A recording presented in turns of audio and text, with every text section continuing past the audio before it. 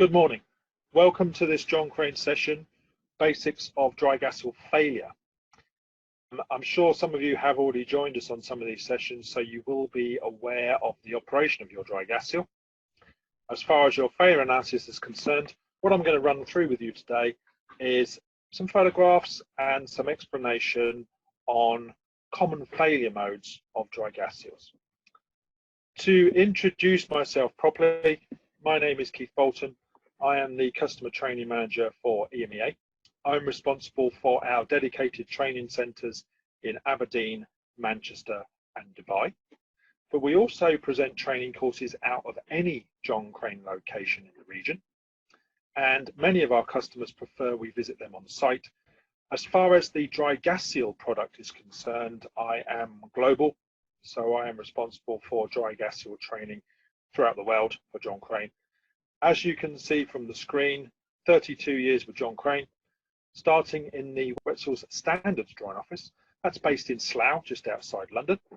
Moving to Dry Gas Seal Engineering, then on to Field Service, and now part of the customer training team. As is always the case with our training courses, be it virtual or classroom, we do like to introduce a safety moment. And we try and make those safety moments as relevant to the topics that we are discussing as possible. So for today, I've chosen PPE. Personal protective equipment is something which is very much in the news and the media at the present. But for those of you working on site, you would be very familiar with the use of your standard PPE. You have a requirement there for your coveralls, your hard hats, your safety glasses, your safety shoes, and in most locations, gloves. In more specific locations in your facilities, you may have a requirement for hearing protection and high-vis equipment.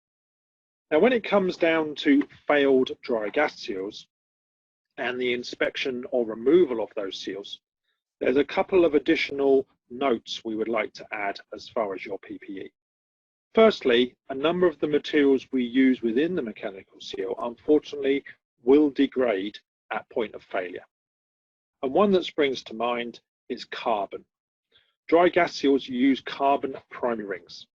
And it's not so much the carbon dust itself, but it's the binders within that dust that can cause us problems as far as your breathing and your inhaling that dust. So we would always recommend you wear a mask or a respirator when you are removing seals and inspecting seals. One of those binders is antimony. Antimony is a carcinogenic material, so we would always advise you wear your mask if you have a heavily degraded carbon ring. Another material which is relevant to a lot of mechanical seals is the use of elastomers, and certain grades of elastomer, again with temperature, will degrade. When they degrade, they will give off a liquid, and that liquid is hydrofluoric acid. We would always recommend that you upgrade your safety gloves to those that are chemical and liquid resistant. So rather than just using your cloth or anti-pinch gloves, we would always recommend you wear chemical resistant or waterproof gloves. So there's a couple of things there that we recommend when it comes down to your seal inspection. Very difficult to read, but at the bottom of the slide there is a little bulletin that was released from GE concerning antimony-bound carbon. And that's where we get the advice from as far as the use of your respirators. So just a little safety moment for today. Now, when it comes to seal failure, what we would always advise with any seal failure is to collect the full details of the actual operating conditions. So that would be the operating condition at the point of failure. Many of our customers have issues such as overspeed. They would have issues where they're running their seal outside of its normal operating conditions. It could be that your seal has failed on run up of your machine or run down of your machine. So at those points, you are not operating at the operating conditions, but you want to specify the point of operation.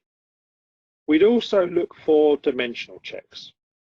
So were there any dimensional checks carried out during fitting? Have you measured your seal after removal and found sleeves to be worn? Perhaps chemical attack or wear. So we'd always recommend you check dimensions. And you will find your seal is supplied with a general arrangement drawing, and that general arrangement drawing will specify fitting dimensions. We'd look at whether there were any operational problems, whether there were any unusual occurrences. We'd perhaps look at visual evidence, good points and bad points.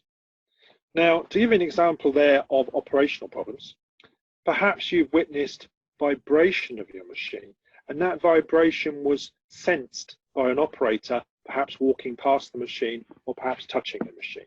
So it's any unusual occurrences that you may find. So well, obviously a good point with a seal would be long life.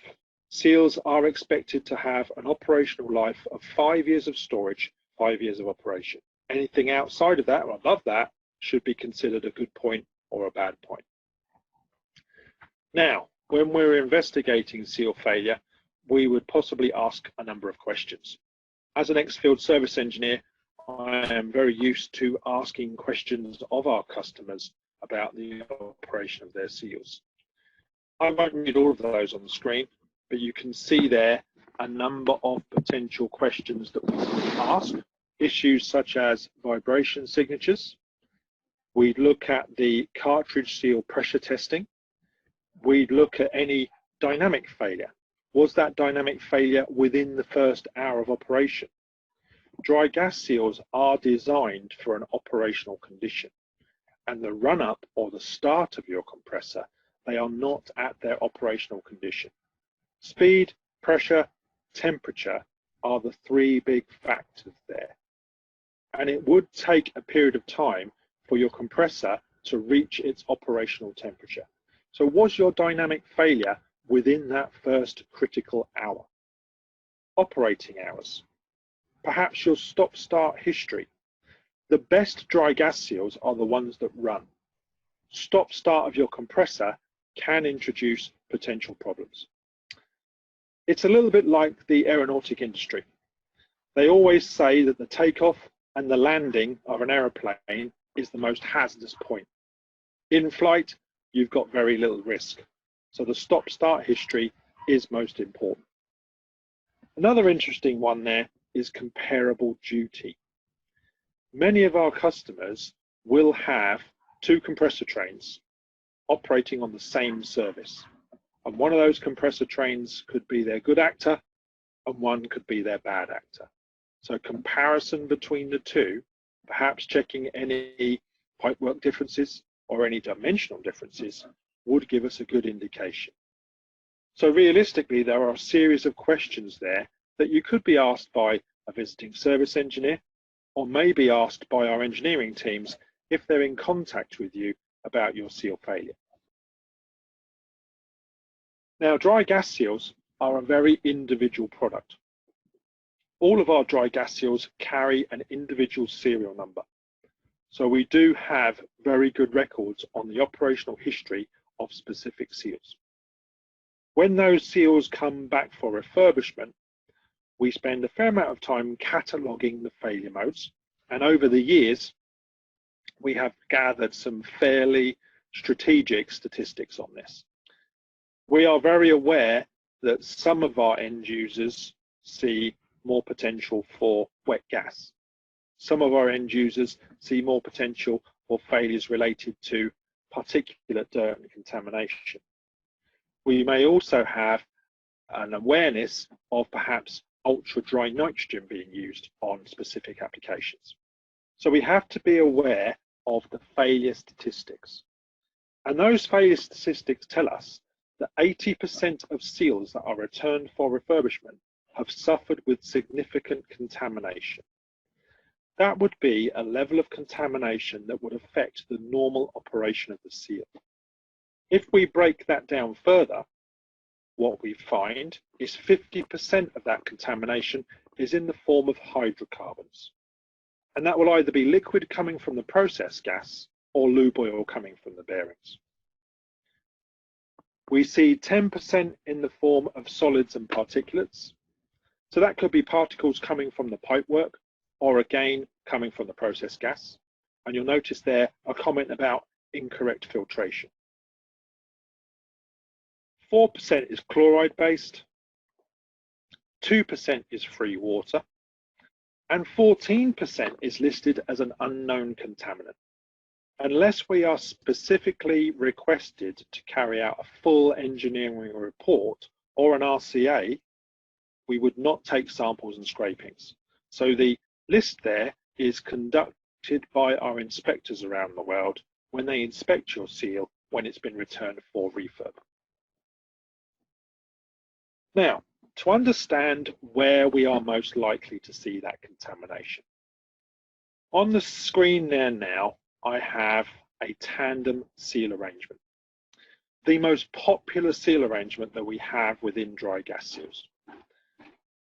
Currently, about 95% of the seals we supply to our OEMs are in the form of a tandem. It is by far the most popular. In the past, we would have been supplying singles, tandems, tandems with intermediate labyrinths, doubles, triples, and quads. The advent of the new API standard, API 692, means that realistically, we are only allowed to supply a tandem with an intermediate labyrinth or a double. But many of our seals have been operating for years. The very first dry gas seals were supplied to customers in 1968, so dry gas seal technology is not new. We have been supplying multiple seals to customers since 1960s through to the early 1970s and beyond. The peak of supply of dry gas seals was found around the late 1990s when they became a far more popular application. So, looking at these statistics, anywhere where we see damage caused by the process gas tends to affect the inboard seal first. And fairly typical failure modes would be liquid contamination from the process, particulate contamination from the process, perhaps failure of the inboard labyrinth there, so we see passage of dirty process gas from the impeller side of the machine into the stuffing box. So there are a number of issues there associated with dirt and contamination. If we consider the outboard seal arrangement there, yes, we could see some carryover through from the inboard seal. But by far the largest majority of failure modes of the outboard seal would be lead from bearing oil contamination. We do see a small number of cases where we see dirt and contamination coming from the primary vent, perhaps the buildup of fluids there. And we have seen failure modes linked with the secondary vent, because in many cases your secondary vent is going straight to atmosphere. So we do see dirt and contamination there. What I would also point out is very few of you do monitor your secondary vent. So secondary vent monitoring is something we should be aware of. And in fact, to the latest API standard, API 692, secondary vent monitoring is now mandatory. And that does assist us when we're identifying failure modes. Now, as I said, what we've gathered for you today is a series of photographs of failed seals and seal parts. If you were to join us on a classroom course, we would physically be showing you these components. So for these sessions, we've introduced the photographs here. So on the screen there, I am looking at the photograph of a component. There are two key components within any mechanical seal, a primer ring and a mating ring. An observation is absolutely key when it comes to identifying seal failure modes. So there we have a ring, and you can clearly see on that ring the spiral groove profile. And there's a question there that says, what component is this? Now on first observation, you would look at that, you would see the spiral groove, and instantaneously you would say mating ring. But on closer inspection, you will notice around the outside of that ring, there are some small slots or grooves. That tells me that that component is actually a primary ring. The primary ring is a softer component, and in the Type 28 seals manufactured from carbon. So what we have there is the reflection of the groove profile from the mating ring embossed into the surface of the primer ring. So to give you the full facts of the failure mode here, this was a customer with a compressor that was sat unused for a fairly long period of time. In actual fact, it was down for around 8 months. During that time, the compressor filled with an unknown liquid. Now, that liquid has sat inside the mechanical seals, it's sat inside the compressor. And you can see it's caused a lot of damage to those components. It's almost like that component has taken on a rusty-like appearance. The customer drained the machine, dried the machine with warm, dry nitrogen. They then carried out a static pressure test. The static pressure test showed no leakage. So they pressurized the casing to just above 12 bar. No leakage of the mechanical seals. So they considered the mechanical seals to be good. Then they started to rotate the machine, and the silvery marks that you can see there, that's where the seal started to rotate. But as it started to rotate, the machine tripped on high leakage. Now there's a couple of things wrong with what they did there. Firstly, anytime you're going to have a compressor down, and the recommendation is 6 months. So anytime you're going to have a compressor down for longer than 6 months, it is recommended you remove the dry gas seals because they are not in a safe environment. Also, the second thing they did, when they carried out their static pressure test, they pressurized to 12 bar. Now, static pressure testing is a recommendation at startup, and we would recommend you pressurize your casing 1 bar, 2 bar, 3 bar, 4 bar, 5 bar. Anything up to 5 bar, you should see no leakage. When you take that pressure from 5 bar to 7 bar, you should see an increase in the leakage. 2 things give you lift on a dry gas seal: speed and pressure. So anything above 6.5 bar, you should see static liftoff of your dry gas seal. This customer pressurized to 12 bar and saw no leakage. That should have highlighted a potential problem with the seal. Now, luckily with this seal, as it started to rotate, it did trip on high leakage. So this one's down to a liquid contamination. We are not aware what the liquid was, but to cause that much corrosion to a carbon ring, it's got to have a fairly heavy chemical content. Now, one of the other ones I mentioned on the opening slide was lube oil or bearing oil contamination. So there we have a dry gas seal that's been heavily contaminated with hydrocarbons. Just by looking at that photograph, I can safely tell you that that seal has not been operated. This customer did the wrong thing, but then they did the right thing. The thing they did wrong was they turned on their lube oil pumps first. You should have some form of non-permissive that does not allow you to switch on your lube oil pumps until you have a recorded flow of separation gas. This customer switched on their lube oil, forced bearing oil through the back of the dry gas seal into the cartridge. But then they did the right thing. They understood what they'd done. They did not run the compressor.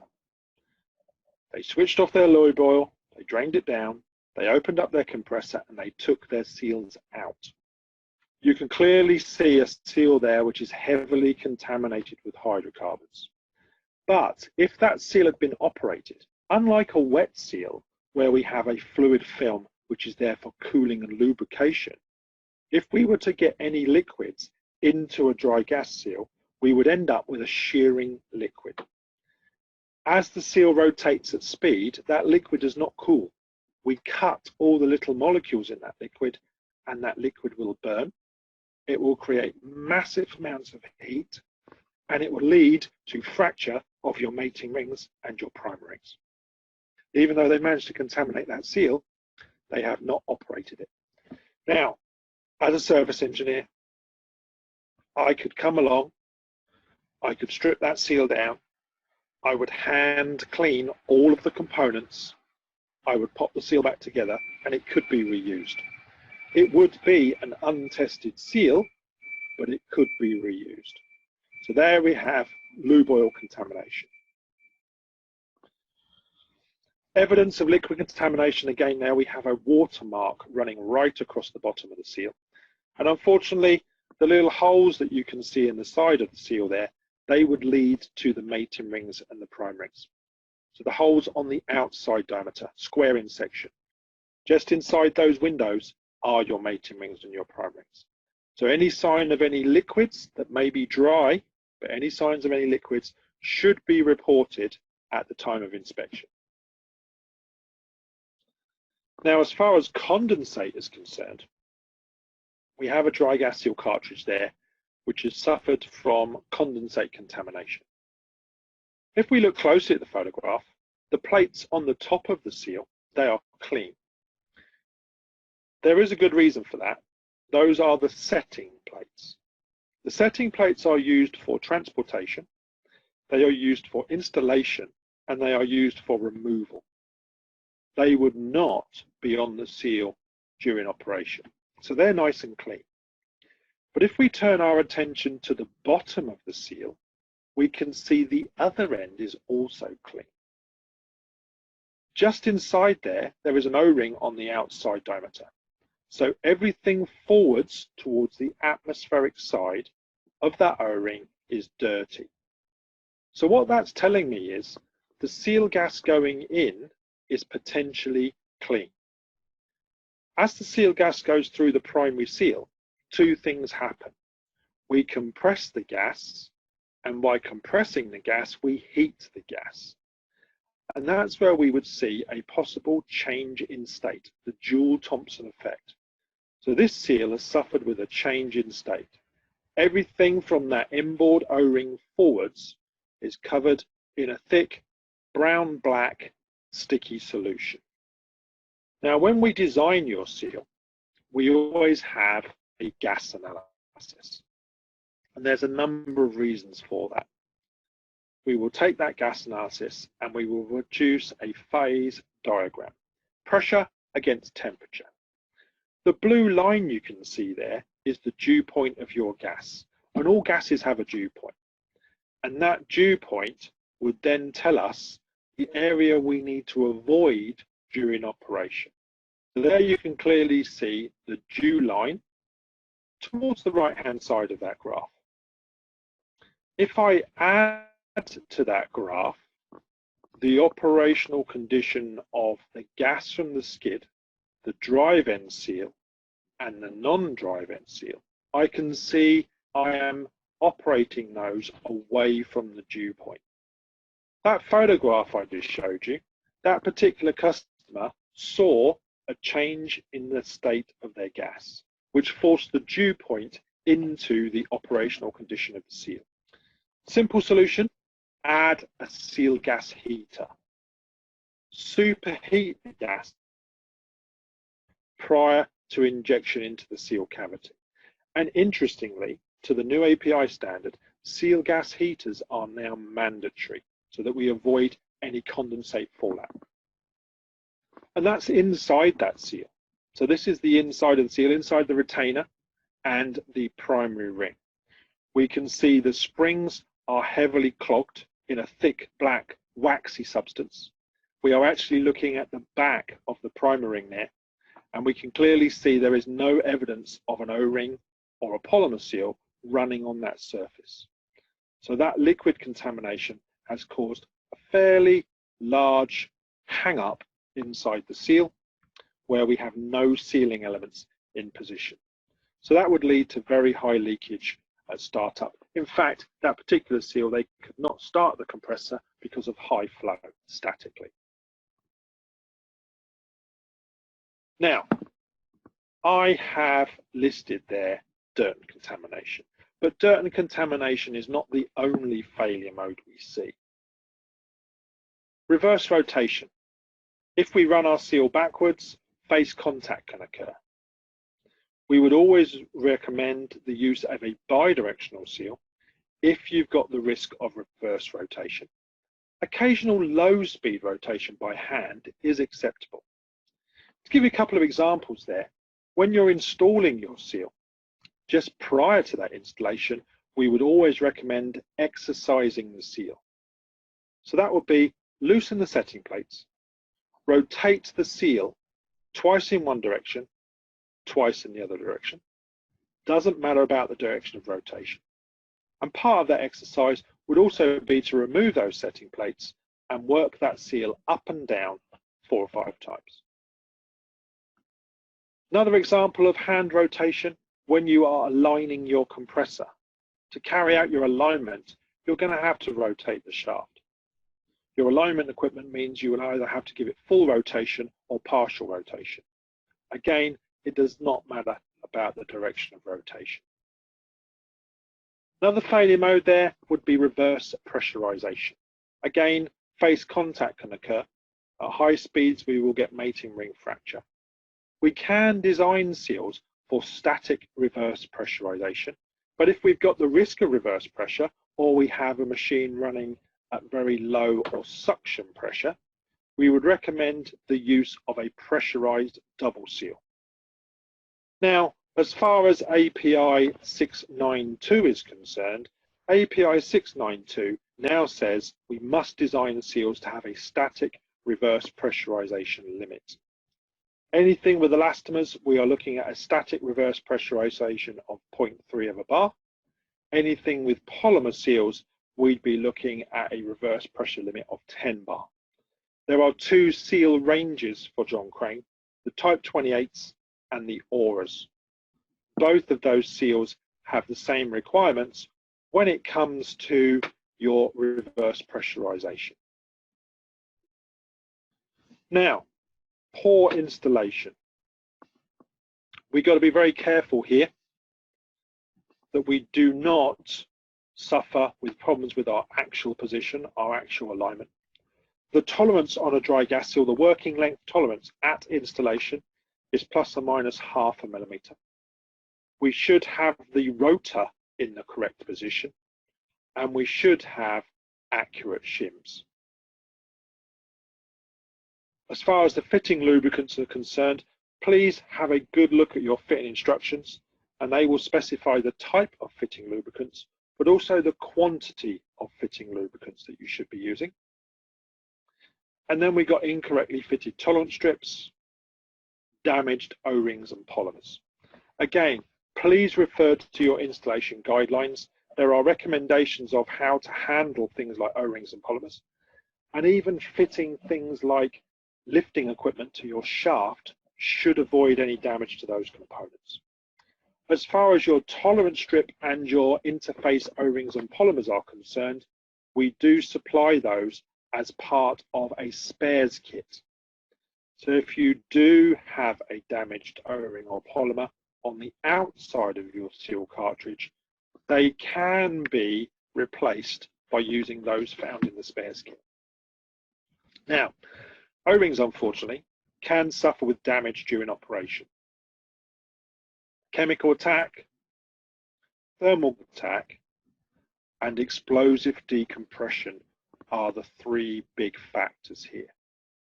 There are many types of O-ring materials that we can use. However, we find that for chemical resistance, polymer seals are far better.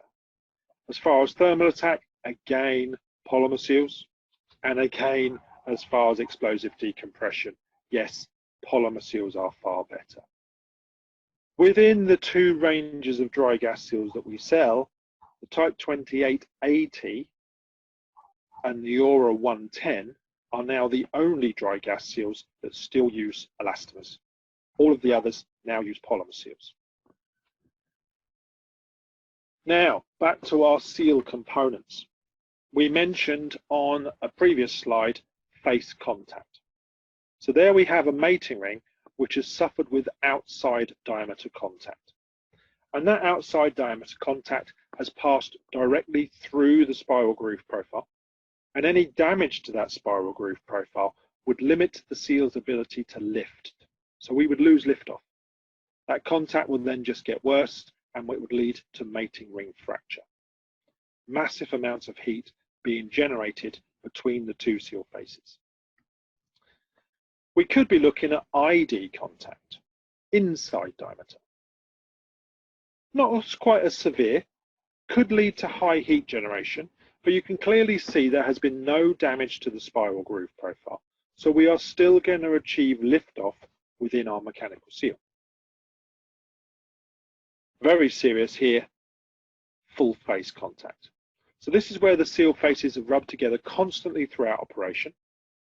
We can clearly see, in this case, the tungsten carbide ring has suffered with a lot of heat. We're seeing blue through to brown, through to straw, through to silver. We can also clearly see that the spiral groove profile is severely damaged. So we are going to lose liftoff. We are going to see massive amounts of heat, and that will lead to mating ring fracture. Now, when it comes to investigating causes of contact, we would look firstly at no lift. So that's where, for some reason, my seal has not opened. Remember, two things give me lift: speed and pressure. For a standard unidirectional seal, anything above 2.3 meters per second will give me liftoff. And for a standard bidirectional seal, anything above 3.5 meters per second will give me liftoff. So for some reason here, we do not achieve liftoff at startup. And there are a whole number of reasons here why we have not achieved liftoff. And you will notice that there, blocked grooves and hang up. If I run through one of those, if I go down the route of blocked grooves, that's either down to dirt or coking. If I go down to the route of coking, that could be my condensate formation, my Joule-Thomson effect, the dew point of my gas. So that was one of the examples I showed you earlier on. Another reason for contact there is forced contact. And forced contact is where we have a normal operating seal that for some reason during operation has been forced together. So again, my old friend hang up comes up together with installation, assembly, thrust bearing issues, thermal growth, reverse rotation, reverse pressurization. If I choose the route of thermal growth there, with thermal growth, my compressor and my seals have an allowable movement. If I was to install my shaft out of position, or I was to install my seal out of position, it would not be capable of the full thermal growth that's allowable within that machine. All dry gas seals have movement. The minimum dry gas seal movement would be plus or minus 2.5 millimeters of actual movement. Depending on the operation of your machine, depending on the size of your compressor, that movement could be up to plus or minus 12 millimeters. So we have to be aware of the required movement of your dry gas seal. And many of your dry gas seals will have to be shimmed, so the shims set the seal to the correct position before startup. Now, as I said, photographs and observation are absolutely key. So there we have a photograph of an inboard mating ring. And there's a number of things we need to look at. Firstly, on the inside diameter of the mating ring there, we can see heat checking or heat crazing. So that shows me that initially we've had ID contact. More seriously, we then have some major fractures running through that material. Tungsten carbide tends to break uniformly, so it will break into evenly distributed pieces.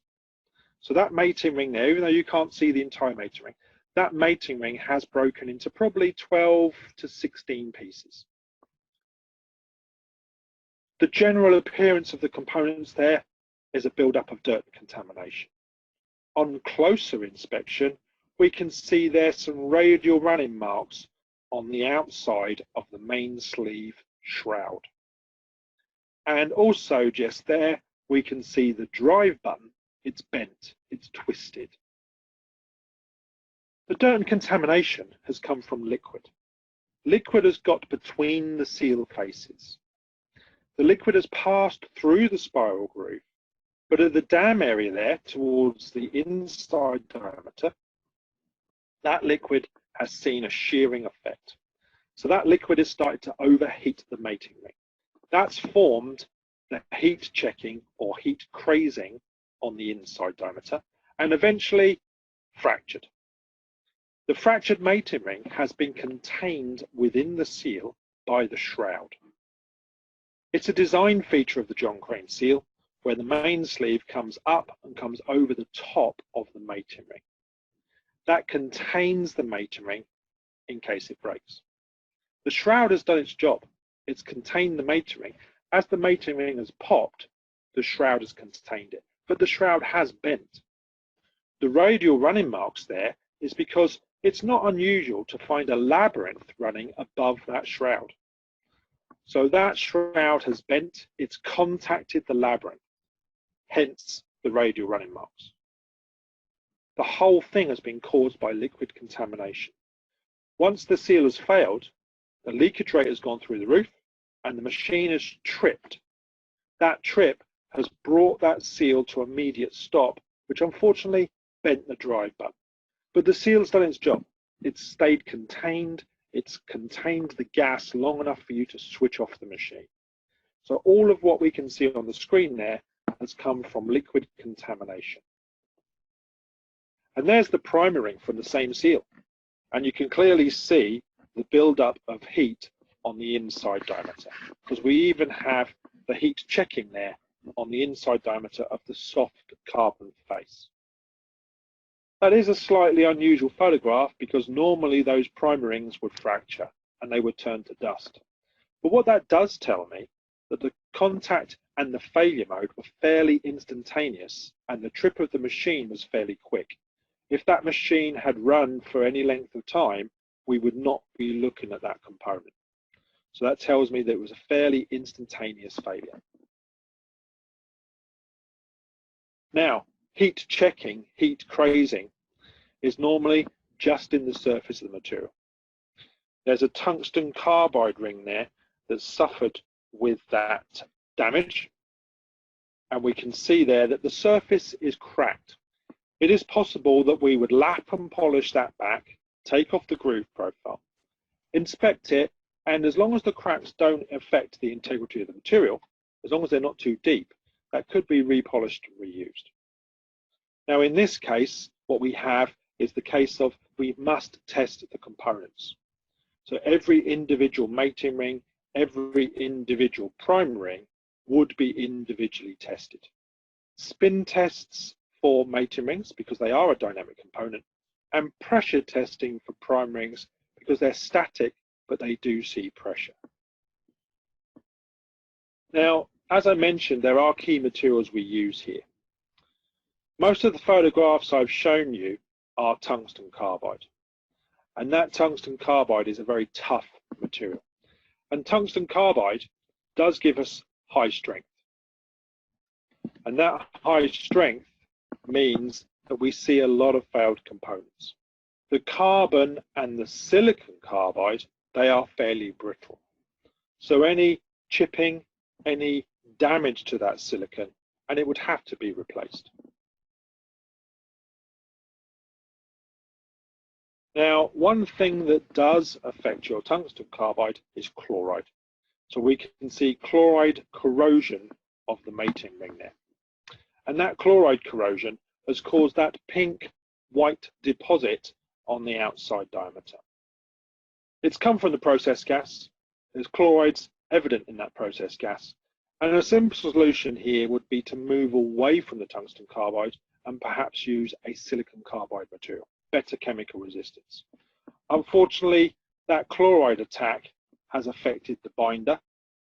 Once the binder is removed, the tungsten takes on the consistency of cast iron, so it would break fairly easily. That white pink dust that we can see, it could be wiped off, and as you wipe that off, you're going to have it coming back again fairly soon because it's coming out from within the material, so that would have to be replaced. Now, the mating rings themselves are relying on the groove profile. Anything that clogs those grooves, we are going to lose liftoff. The groove depth is around 5 to 10 microns. And we can clean that, but if it clogs the grooves, it's going to lead to no liftoff, and it's going to lead to perhaps contact and again, seal face heat generation. So for those grooves to be 5 to 10 microns deep, that dust we can see there is very fine. And as that dust builds up, it clogs those grooves. Now the prime rings themselves, if we see any contact there, they're going to have to be replaced because they are a fairly fragile component. And again, we can see inside diameter contact there, possibly caused by things like reverse rotation or reverse pressurization. In this particular case, we would lap and polish that ring, we would measure the depth of that damage, but it would need to be replaced. Any particulate marking. Filtration is absolutely key when it comes to the operation of your dry gas seal. The recommendation for John Crane for many years has been 3 microns or finer. API 692 has now taken that a step further and they've gone to 1 micron filters. But any dirt and contamination there means that we have to be aware of particulate or gramophoning. Small lines running around the surface. If those lines are of no significant depth and within the tolerance of the thickness of the ring, we can polish it back, it could be reused. However, if they're deep, we would have to replace it. You'll notice on that ring, the deeper lines are towards the outside diameter. And that's because the larger particles enter the groove, they spin around, and they grind down to nothing as they pass through. Hence, you've got the shadowy marks towards the inside diameter. And that's what we can see there. So there's no particular depth to those grooves. And if I was to run my fingernail across the top, I would not even feel them. Cosmetic marks like that one are evident in nearly every seal after prolonged periods of operation. Very, very fine particles have passed through the seal. Those particles probably less than 1 micron, and they've just left a shadowy mark on the surface. Quite acceptable, as long as there's no significant depth to them. Now, carbon as a material can suffer from chipping. It's a fairly fragile material. A couple of things to look at in that photograph. The green arrow, that's identifying a small chip. That could quite easily be blended away using a needle file. However, the yellow arrow there, that's identifying a larger chip. That larger chip would affect the integrity of the material. That would have to be replaced. You'll also notice in that photograph that the primer ring seems to be covered in a liquid. It's hydrocarbon soaked. Carbon as a material is porous. So we must be aware that any liquids that get into the ring will soak into the material, and they will cause a problem when it comes to stop-start operation, because as those hydrocarbons expand and contract, they could form hydrocarbon blistering. It's the porosity of the material that we must be aware of. So any liquids will soak in. It's most common for dry gas seals to use carbon. However, you could be using cranite. Cranite is a carbon with a silicon carbide composite. The silicon carbide is a finer material, and that seals, if you like, the porosity. So cranite is far better resistance to hydrocarbons. But with the new Aura range of seals, we could also use silicon carbide for this ring. You can clearly see there some darker shades of grey within the material, which is showing me that hydrocarbons and liquids have soaked into the material. And as I said, that in itself is not an issue until you heat it up, cool it down, heat it up, cool it down. Every time you heat the ring up, stop-start operation is a good example there, we're going to see expansion of the hydrocarbons. And as they expand, they can't escape away from the material quick enough. So what happens is you get blistering. The photograph there on the left-hand side is a mid-face blister. If you look very closely, just above that blister, you can see a very shadowy mark running around the surface. That mark would correspond to the very tip of the spiral groove profile. So we see compression of the gas at the tip. As that gas is compressed, it passes across the dam area. But at the point of compression, we are seeing dropout. And that dropout is penetrating into the carbon material. So that's where we see a mid-face blister. If we look at the photograph on the right-hand side there, we can see the blister is right down on the inside diameter. And just to one side of that blister there, we can see some tiny little chips on the surface. All of that is caused by hydrocarbons entering the thin section of the material first. So to explain that, I've got filtered process gas coming into my seal. That process gas passes through the seal faces. At the point of the spiral groove profile, we see dropout and we see penetration into the middle of the primary, a mid-face blister. If I were to see lube oil coming into the back of my seal, the first thing it gets to is the thin section or the nose of the primary. That's where I see nose blistering. So nose blistering is quite often caused by hydrocarbon contamination there. It affects the thin sections of the material first. Now, looking at that screen, I can see 3 of the seal types that are offered in the type 28 range: the AT, the XP, and the EXP. One of the major causes of failure that was highlighted by the root cause trees earlier was hang-up. All of those seals could suffer with hang-up. A build-up of, let's say, dirt and contamination around that O-ring would stop that O-ring from sliding.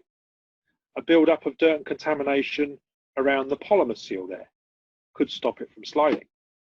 A build-up of dirt and contamination around the ADC could stop it from sliding. Any damage to the balance diameters of those seals could prevent the seal from sliding and could cause me hang-up. So there's a number of reasons why hang-up could appear in any type of mechanical seal. One of the other failure modes we do find on elastomers is compression set, where the O-rings take on a square set. That would lead to an increase in friction and again lead to hang-up. So we've got to make sure that we're aware there are many identifying causes there. Now, the carriers used in XPs and EXPs, they are the sliding diameters. So any damage to that carrier, and here we are looking at actual wear and fretting, it means the polymer seal will not slide correctly. And again, that could cause hang-up. That particular carrier is of an older design and there is no coating on that carrier. Today, we would either tungsten carbide or hard chrome deposit that surface with a highly polished surface finish. It's important to understand that these are dry gas seals, so we cannot fill the seal with any form of lubricant to lubricate the sliding diameter. You would think that perhaps we would put silicone grease on it, but that silicone grease is not allowed inside the seal. Another form of hang-up there, again, wear or fretting. This particular one is coated, and we can see that fretting is to a lesser extent. But again, that could cause hang-up. Hang-up of that polymer seal, where we're unable to slide that polymer seal throughout operation. Now, Polymer seals, as well as O-rings, they are fairly fragile. And we can see a polymer seal there that's been cut in 2 locations. So it's an outside polymer that's been nicked during installation, possibly down to incorrect or no installation chamfers, and possibly due to the fact that the customer didn't lift the shaft to its radial running position before inserting the seal into the stuffing box. So there's a couple of reasons there why we could see damage to those polymers. Something else we mentioned when we looked at other causes of failure was incorrect installation and the use of an incorrect lubricant to install that seal. What we're looking at there is fretting or galling. You can clearly see very deep scratches inside the bore of that seal. Now, unfortunately, that was caused by the use of silicone grease. Silicone grease is a fantastic lubricant between dissimilar materials, perhaps an O-ring running on stainless steel. But if I was to use silicone grease for stainless to stainless, I am going to get galling. This particular seal, wrong lubricant. During installation, they managed to get the seal around 30 millimeters onto the shaft before it became stuck. A couple of hours of installation, pushing and pushing and pushing, seal sticks on the shaft. Probably around 3 hours to get the seal stuck, unfortunately, but then around 3 days to get it off, okay? Because the damage has been caused to the seal and the compressor shaft. We would always recommend you install your seal using a good quality anti-seize compound.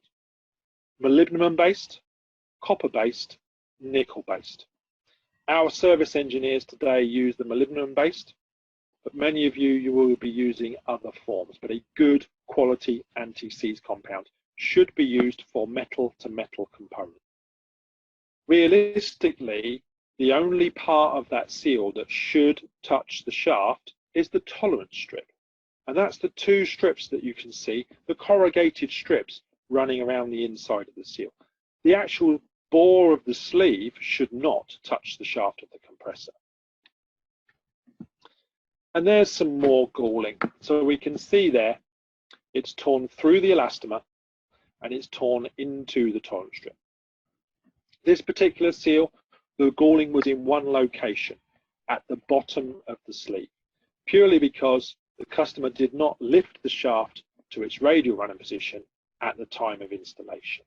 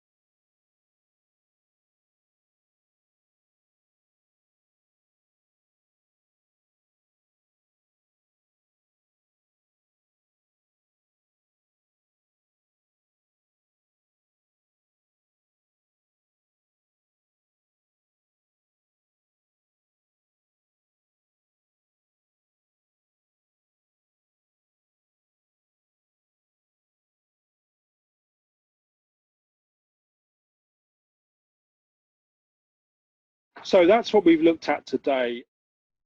We are going to continue with these online training courses for the foreseeable future.